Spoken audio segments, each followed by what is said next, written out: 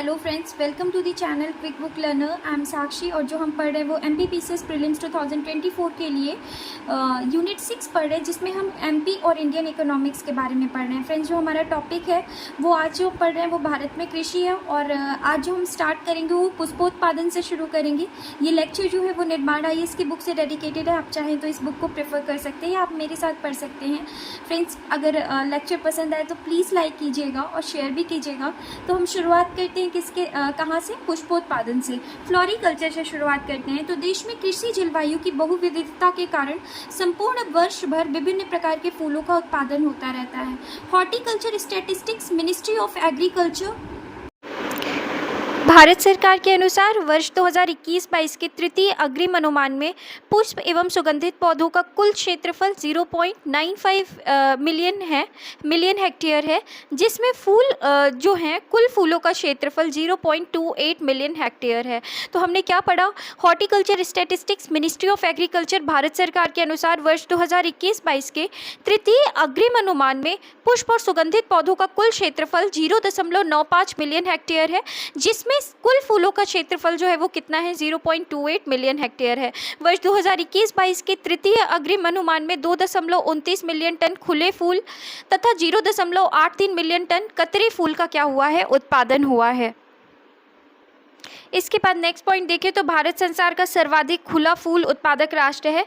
संसार में पुष्पोत्पादन के क्षेत्रफल की दृष्टि से भारत का प्रथम स्थान है। वहीं वर्ष 2021-22 में कुल 0.66 मिलियन हेक्टेयर भूमि पर सुगंधित पौधों की खेती की गई, जिसमें कुल 0.68 मिलियन टन क्या हुआ? उत्पादन हुआ।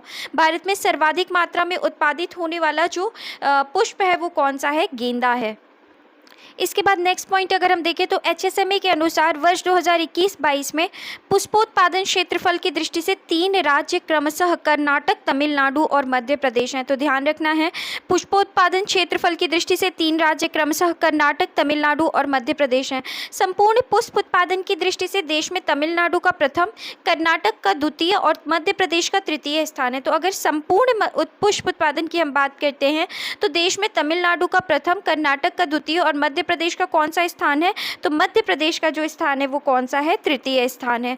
इसके बाद नेक्स्ट पॉइंट अगर हम देखें तो भारत में स्थापित आदर्श 9 पुष्पोत्पादन केंद्र हैं। कौन? मोहाली पंजाब में, कोलकाता, लखनऊ, बेंगलुरु, पुणे, श्रीनगर, त्रिवेंद्रम, गंगटोक और चेन्नई। तो भारत में स्थापित आदर्श जो हैं वो कितने? 9 पुष्पोत्पादन केंद्र हैं। मोहाली पंजाब, कोलकाता, लखनऊ, बेंगलुरु, पुणे, श्रीनगर, त्रिवेंद्रम, गंगटोक और चेन्नई में।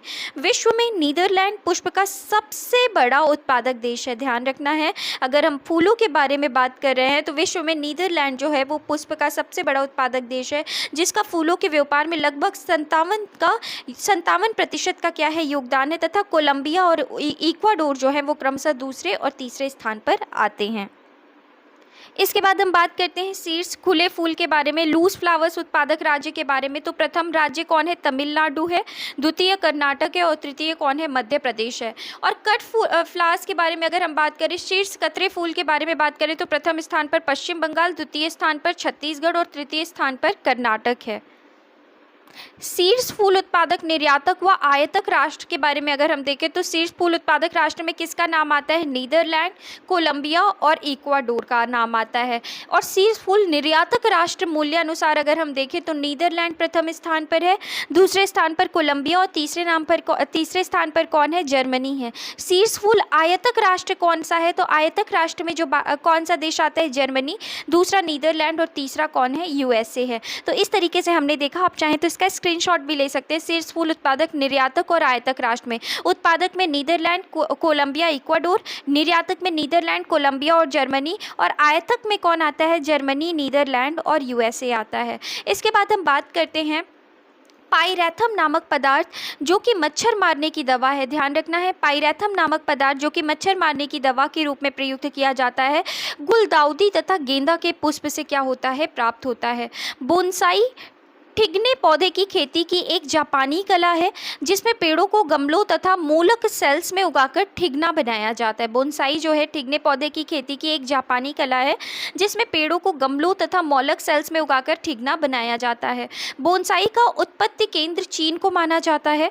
भारत में मुगल बादशाहों द्वारा गुलाब, नरगिस, डैफोडिल्स तथा कारेंसन ईरान तथा सेंट्रल एशिया से लाए गए थे। तो भारत में मुगल बादशाहों द्वारा क्या गुलाब, नरगिस, डैफोडिल्स तथा कारेंसन जो है ये ईरान और सेंट्रल एशिया से लाए गए थे। भारत में गुलाब मुगल बादशाह बाबर लाया था। गुलाब को फूलों का राजा की उपमा दी जाती है। देश में सर्वाधिक क्षेत्रफल में चमेली पुष्प की खेती की जाती है। ध्यान रखना है, देश में अगर हम बात करें तो सर्वाधिक क्षेत्रफल में चमेली पुष्प की क्या की जाती है, खेती की जाती है। विश्व पुष्प बाजार में भारत की हिस्सेदारी जो है वो लगभग कितने हैं, तो भारत की हिस्सेदारी लगभग 0.4% है। संसार में सर्वाधिक पुष्प आयतक राष्ट्र जो है, सर्वाधिक, अभी हमने पढ़ा था कि सर्वाधिक पुष्प आयतक राष्ट्र जो है वो कौन है, तो जर्मनी, और फिर कौन है, नीदरलैंड है। संसार में प्रति व्यक्ति सर्वाधिक फूलों की खपत, जो कट फ्लावर्स की जो खपत होती है वो कहाँ होती है, तो स्विट्जरलैंड में होती है। अरुणाचल प्रदेश को वनस्पति तथा प्राणी जातियों की समृद्धता और व्यापक जैव विविधता के कारण इसे प्रकृति का गुप्त खजाना और आर्किड की विविध किस्मों का घर की संज्ञा प्रदान की जाती है। ध्यान रखना है, इंपॉर्टेंट है। तो अगर हम बात करें अरुणाचल प्रदेश के बारे में, अरुणाचल प्रदेश को वनस्पति तथा प्राणी जातियों की समृद्धता और व्यापक जैव विविधता के कारण इसे प्रकृति का गुप्त खजाना और ऑर्किड की विविध किस्मों का घर की संज्ञा दी जाती है। अब हम बात करते हैं फलोत्पादन से संबंधित चीज़ों के बारे में, पोमोलॉजी जिसे कहा जाता है। संयुक्त राष्ट्र के खाद्य और कृषि संगठन के अनुसार भारत विश्व में फलों के उत्पादन में कौन से रैंकिंग रखता है, कौन सा स्थान रखता है, तो दूसरा स्थान रखता है। विश्व में फल उत्पादन में शीर्ष स्थान जो है वो कौन रखता है, तो चीन रखता है। नेक्स्ट पॉइंट अगर हम देखें तो वर्ष 2020-21 में कुल फलों का उत्पादन 102.48 मिलियन टन था, जो वर्ष 2021-22 में बढ़कर 107.24 मिलियन टन हो गया। तो वर्ष 2020-21 में कुल फलों का उत्पादन कितना था, 102.48 मिलियन टन था, और 2021-20 में बढ़कर कितना, 107.24 मिलियन टन हो गया। भारत में शीर्ष फल उत्पादक क्षेत्रफल वाले राज्य कौन से हैं, तो शीर्ष फल उत्पादक क्षेत्रफल वाले जो राज्य हैं वो कौन से हैं। महाराष्ट्र पहले नंबर पर, उत्तर प्रदेश दूसरे नंबर पर, तीसरे नंबर पे गुजरात और चौथे नंबर पे मध्य प्रदेश है। शीर्ष फल उत्पादक क्षेत्रफल वाले राज्य में महाराष्ट्र पहले नंबर पर है, उत्तर प्रदेश दूसरे, गुजरात तीसरे और मध्य प्रदेश चौथे स्थान पर है। इसके बाद नेक्स्ट पॉइंट अगर हम देखें तो भारत में संसार का 40.37% आम, 43.67% पपीता और 17.17% नींबू तथा 25.70% केला का उत्पादन होता है। तो इस तरीके से भारत में संसार का 40.37% आम, 43.67% पपीता, 17.17% नींबू और 25.70% केले का क्या होता है, उत्पादन होता है। भारत, अगर हम बात करें विश्व के तीन शीर्ष फल उत्पादक राष्ट्र के बारे में बात करें तो आम सबसे ज़्यादा कहाँ होता है, भारत में, दूसरे नंबर पे चीन में, और तीसरे नंबर पे कहाँ होता है, इंडोनेशिया में होता है। आप चाहें तो इसका स्क्रीनशॉट ले सकते हैं। तो आम जो है वो कहाँ होता है, भारत, चीन और इंडोनेशिया में। केला भारत, चीन, इंडोनेशिया में। अमरूद भारत, चीन, इंडोनेशिया। पपीता भारत, ब्राज़ील और फिर कौन है, इंडोनेशिया है। नींबू भारत, मैक्सिको, चीन में। सेब की अगर हम बात करें तो चीन, तुर्की, यूएसए पाँचवें स्थान पर जो है। सेब के मामले में अगर हम बात करें तो पाँचवें स्थान पर भारत है। अंगूर की बात करें तो पहले नंबर पर चीन, दूसरे नंबर पर इटली और तीसरे नंबर पर स्पेन। और अंगूर के मामले में 7वें स्थान पर क्या है, भारत है। संतरा ब्राज़ील में सबसे ज़्यादा, फिर उसके बाद दूसरे नंबर पर भारत पे, तीसरे नंबर पर चीन में। नारियल इंडोनेशिया में प्रथम स्थान पर है। कहाँ पर नारियल सबसे ज़्यादा कहाँ होता है, इंडोनेशिया में। उसके बाद फिलीपींस में और तीसरे स्थान पर कौन है, हमारा भारत है। इसके बाद भारत के 3 शीर्ष फल उत्पादक राज्य। तो भारत के 3 शीर्ष फल उत्पादक राज्य, आंवला सबसे ज़्यादा कहाँ उगाया जाता है, तो मध्य प्रदेश, दूसरे नंबर पे उत्तर प्रदेश और तीसरे नंबर पे तमिलनाडु पे। संतरा सबसे ज़्यादा कहाँ पे उगाया जाता है, तो मध्य प्रदेश, दूसरे नंबर पे पंजाब और तीसरे नंबर पे महाराष्ट्र में। अमरूद सबसे ज़्यादा उत्तर प्रदेश में, उसके बाद मध्य प्रदेश में और फिर बिहार में। पपीता आंध्र प्रदेश में सबसे ज़्यादा, दूसरे नंबर पर गुजरात और तीसरे नंबर पर क्या है, मध्य प्रदेश है। खरबूजे की अगर हम बात करें तो सबसे ज़्यादा उत्तर प्रदेश में, दूसरे नंबर पे आंध्र प्रदेश में और तीसरे नंबर पे मध्य प्रदेश में। केला पहले आंध्र प्रदेश, दूसरे नंबर पे महाराष्ट्र और तीसरे नंबर पे गुजरात। आम प्रथम स्थान पर किसकी रैंकिंग आती है? आंध्र प्रदेश की, दूसरे में उत्तर प्रदेश और तीसरे कर्नाटक में। सेब सबसे ज़्यादा जम्मू कश्मीर में, दूसरा हिमाचल प्रदेश और तीसरा उत्तराखंड। अनार सबसे ज़्यादा महाराष्ट्र में, फिर गुजरात में और फिर कर्नाटक में। लीची बिहार में, पश्चिम बंगाल में और फिर झारखंड में। अंगूर सबसे ज़्यादा महाराष्ट्र में उगाए जाते हैं, फिर कर्नाटक और फिर आंध्र प्रदेश। तरबूज सबसे ज़्यादा उत्तर प्रदेश में, दूसरे नंबर पे आंध्र प्रदेश और फिर तमिलनाडु में। तो इस तरीके से हमने फलों के बारे में देखा, फल और उनसे जुड़े उत्पादक राज्य के बारे में। तो हमने शीर्ष फल उत्पादक राज्य में देखा, आप चाहें तो ये स्क्रीनशॉट ले सकते हैं। आंवला से आम तक में हमने देखा मध्य प्रदेश, ये आप स्क्रीनशॉट ले लीजिए। इसके बाद आम से तरबूज तक का, तो ये इस तरीके से 2 स्क्रीनशॉट, आप इसको एक बार एग्ज़ाम में जाने से पहले आप इसको रीड कर सकते हैं। इसके बाद भारत में सर्वाधिक उत्पादन वाले फल कौन से हैं? तो सबसे पहले नंबर पे अगर हम बात करें तो यहाँ पे सर्वाधिक उत्पादन वाले फल दिए गए हैं। केला 35 मिलियन टन होता है, आम 20.9 मिलियन टन, नींबू वर्ग के फल 14.81 मिलियन टन, पपीता 5.9 मिलियन टन और अमरूद 5 मिलियन टन। तो ये जो है फल जो हैं ये सर्वाधिक उत्पादन वाले क्या हैं? भारत में फल हैं। भारत में सर्वाधिक क्षेत्रफल पर उत्पादन किए जाने वाले फल कौन है? तो आम, नींबू वर्ग के फल और केला। इसके बाद शीर्ष 5 फल उत्पादक देश कौन कौन से हैं? तो पहले में कौन आता है? पहली रैंकिंग चीन की है, उसके बाद दूसरे नंबर पे भारत, तीसरे नंबर पे ब्राज़ील और चौथे नंबर पे क्या आता है? यूएसए आता है और 5वें नंबर पे तुर्की आता है। तो इस तरीके से अगर हम बात करें तो शीर्ष 5 फल उत्पादक देश कौन से हैं? तो चीन, भारत, ब्राज़ील, यूएसए और तुर्की। इसके बाद फलों का विशिष्ट वर्गीकरण के बारे में हम बात करते हैं। तो फल जो होते हैं फसलों का विशिष्ट वर्गीकरण देखते हैं, स्पेसिफिक क्लासिफिकेशन ऑफ क्रॉप्स देखते हैं। तो सबसे पहले हम किसके बारे में बात करते हैं? हम कैश क्रॉप्स के बारे में बात करते हैं।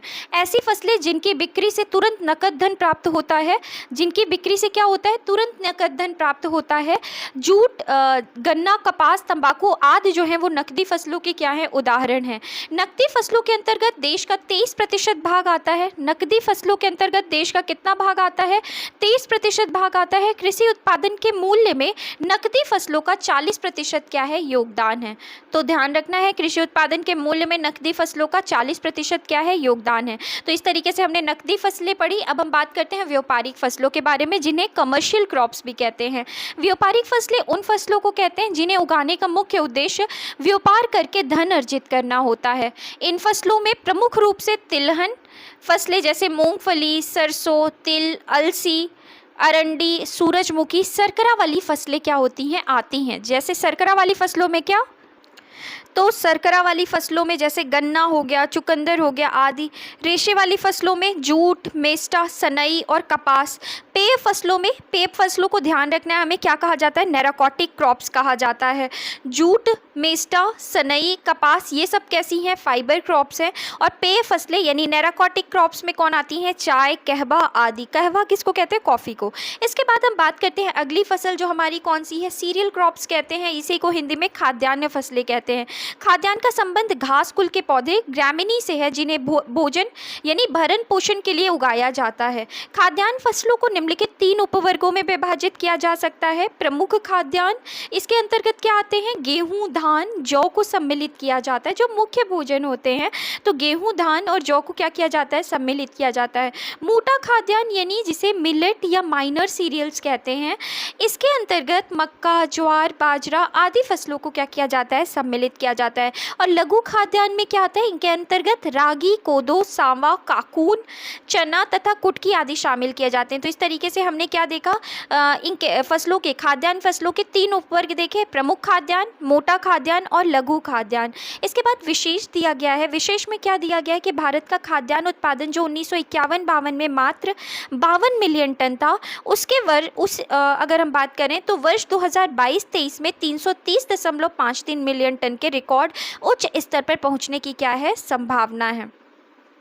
तो ये ध्यान रखना है हमें, यहाँ पे मिसप्रिंट है, यहाँ पे उसके सा मतलब नहीं है। यहाँ पे बोल रहा है कि भारत का खाद्यान्न उत्पादन जो 1951-52 में मात्र 52 मिलियन टन था, वर्ष 2022-23 में 330.53 मिलियन टन के रिकॉर्ड उच्च स्तर पर पहुँचने की क्या है, संभावना है। इसके बाद हम बात करते हैं विश्व के शीर्ष 5 खाद्यान्न उत्पादक राष्ट्र। तो खाद्यान्न उत्पादक जो राष्ट्र हैं वो कौन कौन से हैं, विश्व के बात की जा रही है। तो पहले नंबर पे आता है चीन, दूसरे नंबर पे यूएसए, तीसरे नंबर पे भारत और चौथे नंबर पे क्या आता है, रूस आता है।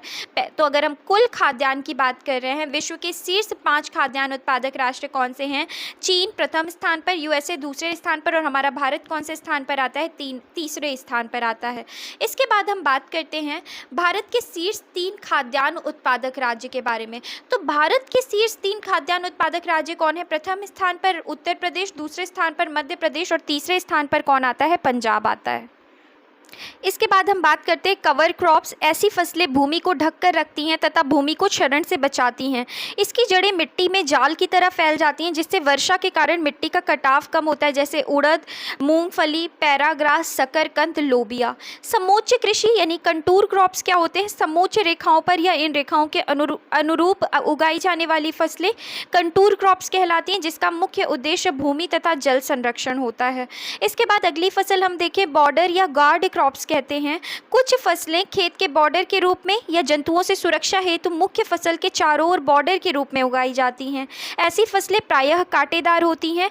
चने के खेत के चारों ओर कुसुम इसी उद्देश्य से लगाया जाता है। तो हमने कौन कौन सी कवर क्रॉप्स के बारे में पढ़ा, क्या होता है, जड़ें मिट्टी में जाल की तरह फैल जाती हैं और मिट्टी के कटाव से बचाती हैं ऐसी क्रॉप्स। समोच्च कृषि क्या होता है, कंटूर क्रॉप्स क्या होता है, समोच्च रेखाओं पर या इन रेखाओं के अनुरूप उगाई जाने वाली फसलें क्या कहलाती हैं, कंटूर क्रॉप्स कहलाती हैं, जिसका मुख्य उद्देश्य भूमि तथा जल संरक्षण है। बॉर्डर या गार्ड क्रॉप्स क्या होते हैं, कुछ फसलें खेत के बॉर्डर के रूप में या जंतुओं से सुरक्षा हेतु मुख्य फसल के चारों ओर बॉर्डर के रूप में उगाई जाती हैं। ऐसी फसलें प्रायः कांटेदार होती हैं। चने के खेत में चारों ओर कुसुम यानी बर्रे इसी उद्देश्य से लगाए जाते हैं। इसके बाद हम बात करते हैं बागानी फसलों के बारे में, यानी प्लांटेशन क्रॉप्स के बारे में। नारियल, ताड़, सुपारी, कोकोआ, काजू, चाय, कॉफ़ी और रबर को सम्मिलित किया गया है। इसके बाद हम बात करते हैं कैश या इमरजेंसी क्रॉप्स के बारे में। जब मुख्य फसल असफल सिद्ध होती है तब आकस्मिक रूप से ऐसी फसल आगामी ऋतु को पकड़ने के लिए उगाई जाती है। उसी को क्या कहा जाता है, कैश या इमरजेंसी क्रॉप्स कहा जाता है।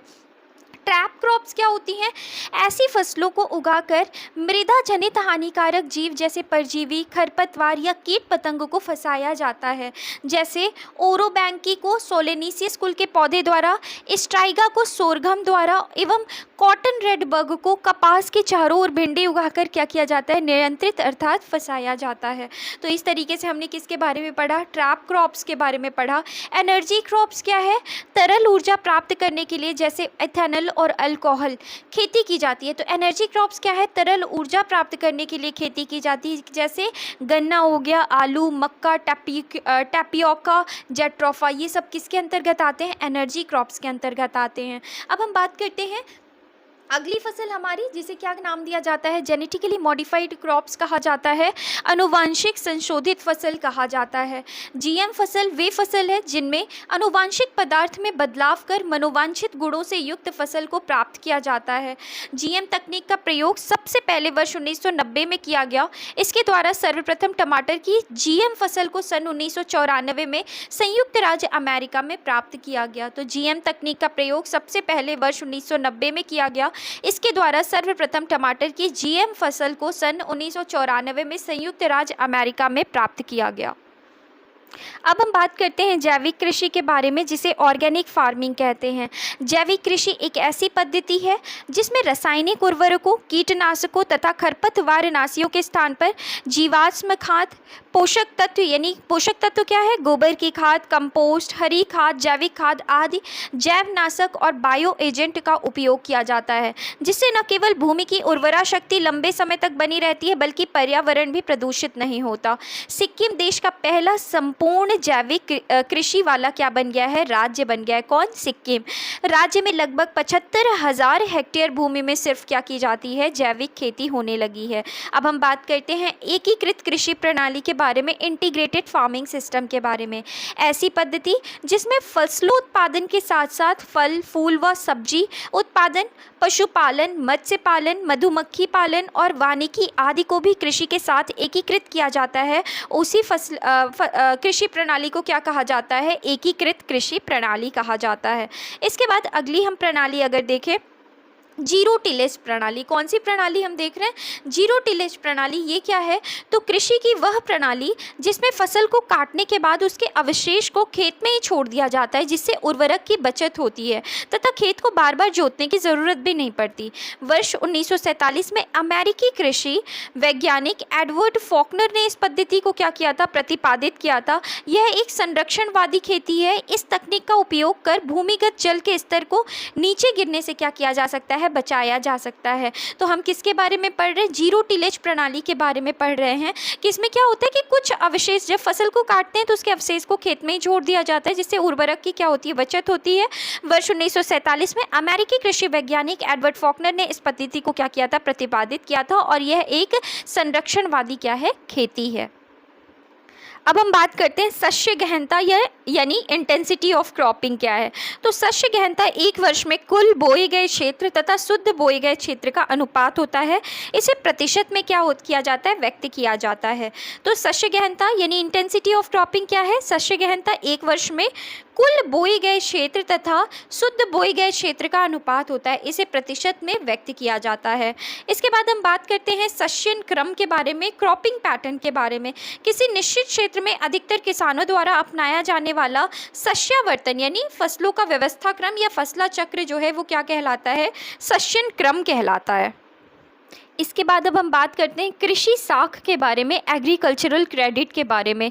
केंद्र सरकार द्वारा तय की गई नीति के तहत निजी एवं सार्वजनिक दोनों ही क्षेत्रों के बैंकों को अपने कुल ऋणों का 40% प्राथमिक क्षेत्र को क्या करना होता है, उपलब्ध कराना होता है। तो हमने क्या बात की, हमने बोला कि केंद्र सरकार द्वारा तय की गई नीति के तहत निजी और सार्वजनिक दोनों ही क्षेत्रों के बैंकों को अपने कुल ऋणों का 40% जो है वो 40% प्राथमिक क्षेत्र यानी प्राइमरी सेक्टर को उपलब्ध कराना होता है। कुल ऋण राशि का 18% भाग कृषि क्षेत्र को उपलब्ध कराने का भी प्रावधान ऋण नीति में क्या है, शामिल है। तो कुल ऋण राशि का कितना, मतलब जितना भी आप ऋण देंगे उसमें से 18% जो भाग है वो किसको दिया जाएगा, कृषि क्षेत्र को उपलब्ध कराने का प्रावधान ऋण नीति में क्या किया गया है, शामिल किया गया है। किसानों की आवश्यकता की पूर्ति हेतु 3 प्रकार के ऋण उपलब्ध कराए जाते हैं। कौन कौन से ऋण हैं?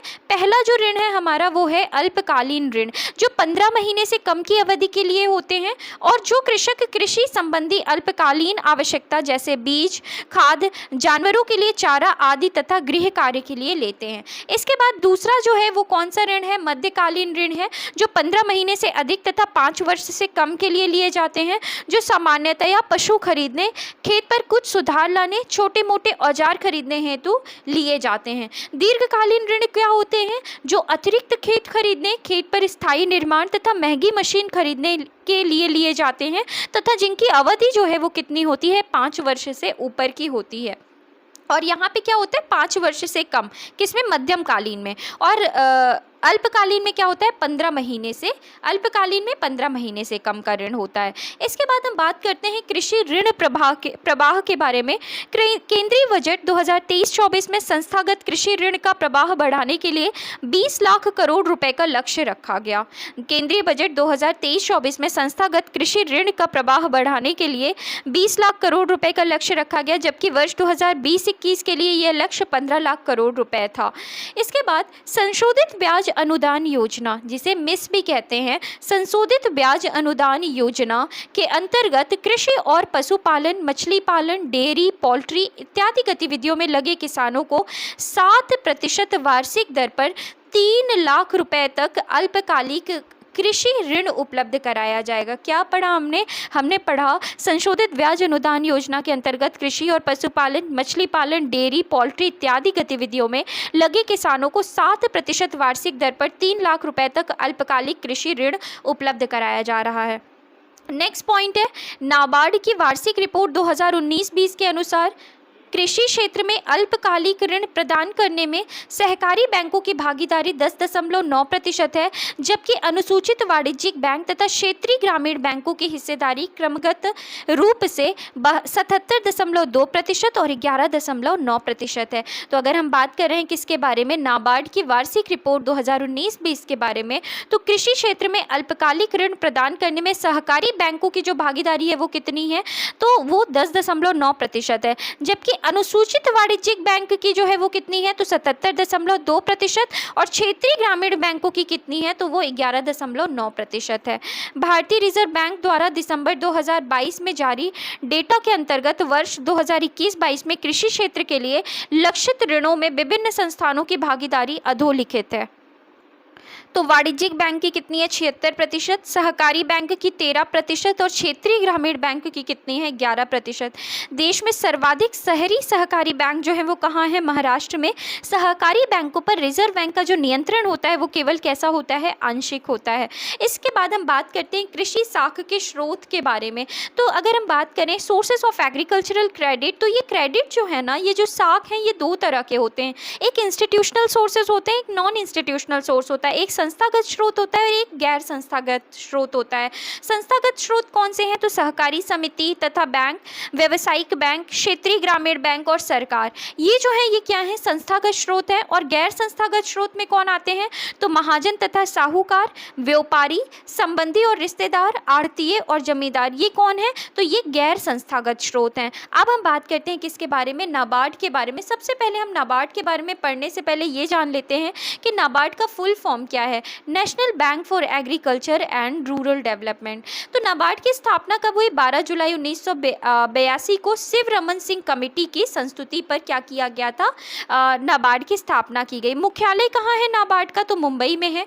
इसके बाद हम बात करते हैं ग्रामीण आधारित संरचनात्मक विकास निधि, जिसे RIDF कहते हैं। तो ग्रामीण आधारित संरचनात्मक विकास निधि, जिसका उद्देश्य कृषि क्षेत्र के लिए विशेष ऋण उपलब्ध कराना है, जिसकी स्थापना नाबार्ड के अंतर्गत कब हुई थी, 1995 में की गई। अब हम बात करते हैं क्षेत्रीय ग्रामीण बैंक के बारे में, जिसे रीजनल रूरल बैंक भी कहते हैं और आम भाषा में, आम बोलचाल की भाषा में RRB भी कहते हैं।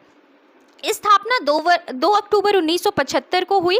कौन सी समिति के आधार पर या कौन सी समिति की संस्तुति पर, तो M नरसिम्हन समिति की संस्तुति पर RRB की जो स्थापना है ये 2 अक्टूबर 1975 को हुई। इसके बाद हम बात करें अपने अगले बैंक की, लैंड डेवलपमेंट बैंक, जिसे हिंदी में भूमि विकास बैंक कहते हैं। इसकी स्थापना 1929 में मद्रास में हुई। यह बैंक कृषकों की दीर्घकालीन वित्तीय आवश्यकताओं की पूर्ति करता है। यह बैंक जो है कृषकों की दीर्घकालीन वित्तीय आवश्यकताओं की क्या करता है, पूर्ति करता है। इसके बाद अब हम बात करते हैं कृषि उपजों का मूल्य निर्धारण।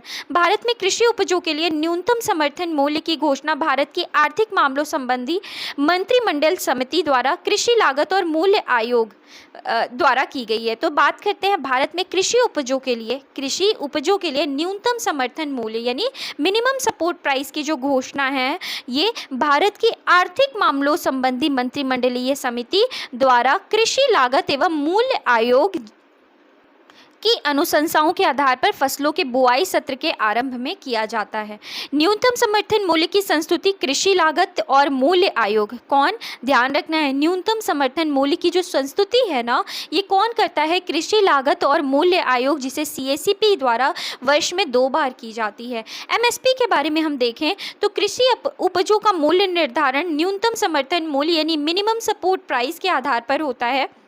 यह फसल का आधार है, मूल्य होता है तथा बाजार में फसल की कीमत इससे कम नहीं हो सकती। वर्तमान में न्यूनतम समर्थन मूल्य 23 फसलों के लिए घोषित है। याद करके जाना है कि न्यूनतम समर्थन मूल्य कितने फसलों के लिए, 23 फसलों के लिए, खरीफ की 17, रबी की 6 के लिए क्या है, घोषित है। इसके बाद अब हम बात करते हैं कृषि लागत एवं मूल्य आयोग के बारे में, CACP के बारे में। CACP के बारे में अगर हम पढ़ें तो commission of agricultural cost and price, इसका क्या है, फुल फॉर्म है CACP का।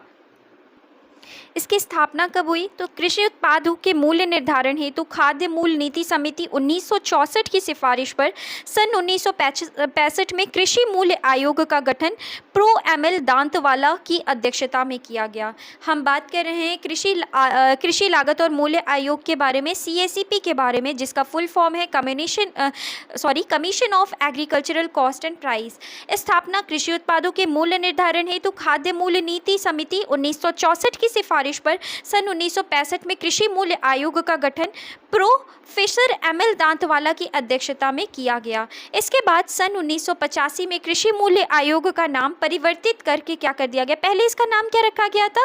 कृषि मूल्य आयोग नाम रखा गया था। 1985 में इसका नाम बदल करके क्या कर दिया गया? CACP कर दिया गया, अर्थात कृषि लागत और मूल्य आयोग कर दिया गया। इसका मुख्यालय कहाँ है? तो इसका मुख्यालय नई दिल्ली में है। इसके कार्य क्या है? तो प्रमुखतः इसके 3 कार्य हैं। पहला क्या कार्य है? न्यूनतम समर्थन मूल्य की संस्तुति, दूसरा वसूली खरीद मूल्य की संस्तुति और तीसरा आवंटन मूल्य की संस्तुति। इसके बाद अब हम बात करते हैं उचित और लाभकारी मूल्य के बारे में, फेयर एंड रिम्यूनरेटिव प्राइस के बारे में। FRP सरकार द्वारा घोषित मूल्य है जिस पर मिले किसानों से खरीदे गए गन्ने का भुगतान कानूनी रूप से करने के लिए बाध्य है, जो गन्ने की डिलीवरी की तारीख के 14 दिनों के भीतर भुगतान को अनिवार्य करता है। यह कृषि लागत और मूल्य आयोग की सिफारिश के आधार पर निर्धारित तथा आर्थिक मामलों की मंत्रिमंडलीय समिति द्वारा घोषित किया जाता है। CCA मतलब क्या है? CCA का हमने पढ़ा है कृषि लागत और मूल्य आयोग। तो यहाँ पर CCA जो है ये क्या है? उससे जुड़ी हुई क्या है? मंत्रिमंडलीय समिति है। तो CCA की अध्यक्षता भारत के प्रधानमंत्री द्वारा की जाती है। ध्यान रखना है हमें, CCEA की जो अध्यक्षता है ये किसके द्वारा की जाती है? भारत के प्रधानमंत्री द्वारा की जाती है। CCA क्या है? तो कृषि लागत और मूल्य आयोग की सिफारिश के आधार पर निर्धारित तथा आर्थिक मामलों की मंत्रिमंडलीय समिति द्वारा घोषित किया जाता है। तो ये जो है आर्थिक मामलों की मंत्रिमंडलीय समिति है और इसकी अध्यक्षता कौन करते हैं? भारत के प्रधानमंत्री। FRP गन्ना उद्योग के पुनर्गठन को लेकर रंगराजन समिति की रिपोर्ट पर क्या है? आधारित है। तो FRP गन्ना उद्योग के पुनर्गठन को अगर हम बात करें तो पुनर्गठन जो है ये रंगराजन समिति की रिपोर्ट पर क्या है? आधारित है। इसके बाद अगर हम देखें तो सरकार खरीद क्यों करती है, यानी सरकार जो है वो क्रय क्यों करती है? तो वर्तमान में सरकार द्वारा अनेक कार्यों का संचालन किया जा रहा है, जैसे खाद्य सुरक्षा कानून, अन्नपूर्णा योजना, अंत्योदय योजना आदि, जिनके लिए अनाज की आवश्यकता होती है। दूसरा पॉइंट है आपातकालीन स्थिति से निपटने के लिए सरकार बफर स्टॉक संचित रखती है। अब हम बात करते हैं मूल्य स्थिरीकरण कोष के बारे में। ये क्या होता है? तो केंद्र सरकार ने वर्ष 2014-15 में प्याज, आलू, दाल जैसे कृषि उत्पादों के मूल्य नियंत्रण हेतु मूल्य स्थिरीकरण कोष यानी PSF की स्थापना की। ध्यान रखना है केंद्र सरकार ने कब स्थापना की है? तो ये 2014-15 में प्याज, आलू, दाल जैसे कृषि उत्पादों के मूल्य नियंत्रण हेतु मूल्य स्थिरीकरण कोष की क्या की है? स्थापना की है। इसके बाद हम बात करते हैं बफर स्टॉक के बारे में, यानी प्रतिरोधक भंडार के बारे में। बफर स्टॉक क्या होते हैं, यानी प्रतिरोधक भंडार क्या होते हैं? तो ये एक प्रारक्षित भंडार होता है जिसका उपयोग फसल खराब होने की स्थिति में संपूर्ण देश में अनाज की आपूर्ति सुनिश्चित करने के लिए किया जाता है। इसका प्रमुख उद्देश्य खाद्य सुरक्षा प्रदान करना है। बफर स्टॉक बनाए जाने के उद्देश्य से ही भारत ने सन 1954 में अमेरिका के साथ PL 480 का समझौता किया था। ध्यान रखना है, बफर स्टॉक बनाए जाने के उद्देश्य से भारत ने सन 1954 में अमेरिका के साथ PL 480 समझौता किया था। 1 अप्रैल 2023 तक देश में अनाज की मौजूद स्टॉक स्थिति 211 लाख मीट्रिक टन है, जिसमें 136 लाख मीट्रिक टन चावल और 75 लाख मीट्रिक टन क्या है? गेहूं है। खाद्यान्न बफर स्टॉक का मानदंड वर्ष में 4 बार निर्धारित किया जाता है। वसूली खरीद मूल्य यानी प्रोक्योरमेंट प्राइस, जिस कीमत पर सरकार अनाज को मंडी में कृषकों तथा व्यापारियों से क्रय करती है ताकि कृषकों को अपनी उपज का उचित मूल्य मिल सके। वसूली खरीद मूल्य क्या? प्रोक्योरमेंट प्राइस क्या है? जिस कीमत पर सरकार अनाज को मंडी में कृषकों तथा व्यापारियों से क्रय करती है ताकि कृषकों को अपनी उपज का क्या मिल सके? उचित मूल्य मिल सके, उसी को प्रोक्योरमेंट प्राइस यानी वसूली खरीद मूल्य कहते हैं। इसके बाद बात करें केंद्रीय निर्गमन मूल्य यानी आवंटन मूल्य के बारे में या सेंट्रल इशू प्राइस के बारे में। ये क्या है? उचित मूल्य की दुकानों से सरकार जिस कीमत पर उपभोक्ताओं को खाद्यान्न उपलब्ध कराती है उसी को क्या कहा जाता है? सेंट्रल इशू प्राइस कहा जाता है। अब हम बात करते हैं अभिजीत सेन समिति की संस्तुति के बारे में। अब हम बात करते हैं किसके बारे में, अभिजीत सेन समिति की संस्तुतियों के बारे में। सरकार ने समर्थन मूल्य निर्धारण के लिए अभिजीत सेन के नेतृत्व में वर्ष 1997 में इस समिति का गठन किया। इस समिति ने न्यूनतम समर्थन मूल्य में निम्न मदों को शामिल किया। पहला, प्रत्यक्ष कृषि लागत। दूसरा, अप्रत्यक्ष कृषि लागत, जिसमें पारिवारिक श्रम, किराया, ब्याज, पूंजीगत संपत्ति आती है। अब हम बात करते हैं सार्वजनिक वितरण प्रणाली के बारे में। पीडीएस, पब्लिक डिस्ट्रीब्यूशन सिस्टम, क्या होता है? तो प्रारंभ उपभोक्ताओं को वहनीय कीमतों पर वस्तुएं उपलब्ध कराने के उद्देश्य से भारत में सन 1950 में विधिवत रूप से इसका क्या किया गया, प्रारंभ किया गया। सार्वजनिक वितरण प्रणाली के बारे में हम बात करें तो उपभोक्ताओं को वहनीय कीमतों पर वस्तुएं उपलब्ध कराने के उद्देश्य से भारत में सन 1950 में विधिवत रूप से इसका प्रारंभ किया गया। सरकार उचित मूल्य की दुकानों से उपभोक्ताओं तक कम कीमत पर वस्तुएं क्या करती है, उपलब्ध कराती है। तो सरकार जो है उचित मूल्य की दुकानों से उपभोक्ताओं तक कम कीमत पर वस्तुएं क्या कराती है, उपलब्ध कराती है। और इसी को क्या कहा जाता है, सार्वजनिक वितरण प्रणाली कहते हैं, पब्लिक डिस्ट्रीब्यूशन सिस्टम कहते हैं। इसके बाद अब हम बात करते हैं नवीकृत सार्वजनिक वितरण प्रणाली के बारे में। ये क्या है, यानी कि रिवैम्प्ड पब्लिक डिस्ट्रीब्यूशन सिस्टम। इसका प्रारंभ जून 1992 में हुआ। इसके अंतर्गत सूखा उन्मुख क्षेत्र, रेगिस्तानी क्षेत्र, जनजातीय क्षेत्र, पहाड़ी क्षेत्र तथा शहरों की गंदी बस्तियों के 1775 विकास खंडों का चयन किया गया। 15 अगस्त 1995 को इसके अंतर्गत 2446 विकास खंडों को क्या किया गया था, शामिल किया गया। प्रारंभ याद रखना है, आरपीडीएस, रिवैम्प्ड पब्लिक डिस्ट्रीब्यूशन सिस्टम, यानी नवीकृत सार्वजनिक वितरण प्रणाली की शुरुआत जून 1992 में हुई। 15 अगस्त 1995 को इसके अंतर्गत 2446 विकास खंडों को क्या किया गया, शामिल किया गया। प्रमुख आवश्यक वस्तुएं कौन सी हैं? गेहूं, चावल, चीनी, खाद्य तेल, मिट्टी का तेल तथा कोयला। उपरोक्त वस्तुओं के अतिरिक्त चाय, साबुन, दाल, आयोडीन युक्त नमक आदि को भी क्या किया गया है, शामिल किया गया है। इसके बाद अब हम बात करते हैं लक्षित सार्वजनिक वितरण प्रणाली के बारे में, यानी टारगेटेड पब्लिक डिस्ट्रीब्यूशन सिस्टम के बारे में, जिसे टीपीडीएस भी कहते हैं। इसका प्रारंभ 1 जून 1997 को हुआ। गरीबी रेखा से नीचे अंत्योदय अन्न योजना में शामिल गरीबी रेखा से ऊपर वाले परिवारों को खाद्यान्न आवंटन हेतु ये योजना क्या की गई, लागू की गई। इस कार्यक्रम के तहत बीपीएल तथा अंत्योदय अन्न योजना श्रेणी में शामिल 6.52 करोड़ परिवारों के लिए 35 किलोग्राम प्रति परिवार अनाज का आवंटन सुनिश्चित किया गया। इस कार्यक्रम के तहत बीपीएल तथा अंत्योदय अन्न योजना श्रेणी में शामिल 6.52 करोड़ परिवारों के लिए 35 किलोग्राम प्रति परिवार अनाज का क्या आवंटन सुनिश्चित किया गया। इसके बाद अगर हम देखें तो सन 1997 में टीपीडीएस के तहत बीपीएल और एपीएल 2 श्रेणियां बनाई गई। पीडीएस प्रणाली में व्याप्त भ्रष्टाचार की जांच हेतु न्यायाधीश डीपी बाधवा की अध्यक्षता में समिति का गठन किया गया। ध्यान रखना इंपॉर्टेंट पॉइंट है कि सन 1997 में टीपीडीएस के तहत बीपीएल और एपीएल 2 श्रेणियां बनाई गई। पीडीएस प्रणाली में व्याप्त भ्रष्टाचार की जांच हेतु न्यायाधीश डीपी बाधवा की अध्यक्षता में समिति का क्या किया गया, गठन किया गया। इसके बाद अब हम बात करते हैं सहकारी विपणन के बारे में, कोऑपरेटिव मार्केटिंग के बारे में। क्या है ये? तो सहकारी विपणन व्यवस्था एक ऐसी पद्धति है जिसके अंतर्गत कृषकों और उत्पादकों द्वारा उत्पादित उत्पादों को उपभोक्ताओं तक पहुंचाने संबंधी सभी क्रियाकलाप क्या होते हैं, शामिल होते हैं। इसके बाद हम बात करते हैं सहकारी विपणन ढांचा के बारे में, यानी कि नेफेड के बारे में हम बात करते हैं। तो नेफेड का पूरा नाम क्या है? राष्ट्रीय कृषि सहकारी विपणन भारतीय संघ, यानी national agricultural cooperative marketing federation of India limited. NAFED का फुल फॉर्म क्या है? National agriculture cooperative marketing federation of India limited. स्थापना कब हुई? स्थापना जो है ये 2 अक्टूबर 1958 को हुई। उद्देश्य क्या है? ये कृषि वस्तुओं के अंतर्राष्ट्रीय व्यापार तथा निर्यात को प्रवर्तित करता है। ये कृषि वस्तुओं के अंतर्राष्ट्रीय व्यापार तथा निर्यात को क्या करता है, प्रवर्तित करता है। इसके बाद राज्य सहकारी विपणन समितियां क्या है? राज्य स्तर पर कार्यशील महत्वपूर्ण क्या है, निकाय है। तीसरा नेक्स्ट पॉइंट अगर हम देखें तो केंद्रीय विपणन समितियों में कौन सी आती हैं? ये समितियां जिला और अंतर जिला स्तर पर क्या है, कार्यशील रहती हैं। प्राथमिक विपणन समितियां कौन सी हैं? तो ये समितियां मंडियों तथा थोक संग्रह केंद्रों पर क्या कहती हैं, कार्यशील रहती हैं। तो इस तरीके से हमने सहकारी विपणन ढांचा में किसको पढ़ा? नेफेड को पढ़ा।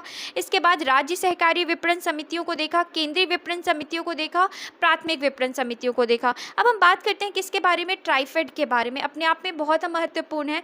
पूर्ण नाम क्या है ट्राइफेड का भारतीय जनजातीय सहकारी विपणन विकास संघ यानी tribal cooperative marketing development federation of India limited. स्थापना अगस्त 1987 को हुई। जनजातीय लोगों का शोषण रोकने हेतु इसकी स्थापना की गई। खाद्यान्न की खरीद के लिए ट्राइफेड भारतीय खाद्य निगम तथा कृषि एवं सहकारिता विभाग के एजेंट के रूप में कार्य करता है। खाद्यान्न की खरीदी के लिए ट्राइफेड जो है ये भारतीय खाद्य निगम तथा कृषि एवं सहकारिता विभाग के एजेंट के रूप में क्या करता है, कार्य करता है। अब हम बात करेंगे किसके बारे में, कृषि से संबंधित विभिन्न क्रांतियों के बारे में। तो फ्रेंड्स ये हम नेक्स्ट सेशन में पढ़ेंगे और इस सेशन में ट्राइफेड तक हम देखते हैं। अगले सेशन में हम कृषि से संबंधित विभिन्न क्रांतियों के बारे में देखेंगे। तो आई होप आपको ये सेशन पसंद आया। अगर पसंद आया तो प्लीज़ लाइक करें, शेयर करें और सब्सक्राइब करें। फ्रेंड्स अभी ये 2-3 दिन से क्लासेस नहीं आ पा रही थी, इसकी अपने रीजंस थे क्योंकि फ़ोन सही नहीं था, ख़राब हो गया था, तो इस वजह से वीडियो अपलोड नहीं कर पा रही थी। अभी ठीक है, तो अब रेगुलरली वीडियोज़ आएंगे और आपको वीडियो से रिलेटेड कोई दिक्कत नहीं होगी। हम जल्दी से जल्दी कोशिश करेंगे कि ये सारे जो भी सेशंस हैं वो कंप्लीट हो जाएँ। तो प्लीज़ अगर आपको ये वीडियो पसंद आई हो तो लाइक करें, शेयर करें और चैनल को सब्सक्राइब नहीं किया है तो प्लीज़ सब्सक्राइब कर ले। Thank you.